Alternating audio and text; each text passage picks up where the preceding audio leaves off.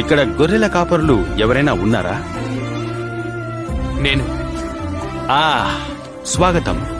నువ్విక్కడ ఉండడం సంతోషం. గొర్రెల కాపురులకు నా హృదయంలో ప్రత్యేక స్థానం ఉంది. మీ మందను ఎవరు మేపుతారు? నా సోదరుడు. మేము వంతులు వేసుకుంటాము. ఎన్ని గొర్రెలున్నాయి? 100. బోధకుడా, వాటిలో ఒకటి తప్పిపోతే ఏం చేస్తావు? నేను దానికోసం వెతుకుతాను. అంతేగా? మరి 99 సంగతేంటి? నేను వాటిని విడిచిపెట్టాలి. నేను ఒక గొర్రెని పోగొట్టుకోలేను. నువ్వు దాన్ని కనుగొంటే నేను దాన్ని నా భుజాల మీద వేసుకుని ఇంటికి తీసుకొస్తాను. బహుశా ఒక చిన్న నాట్యం చేస్తాను.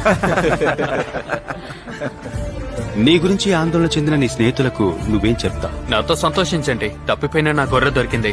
అతనేం చెప్పాడో గమనించారా? అతను ఎప్పుడు తప్పిపోయిన 99 గొర్రెల కంటే ఒక గొర్రె కోసం ఎక్కువ సంతోషిస్తాడు. కాబట్టి వీరిలో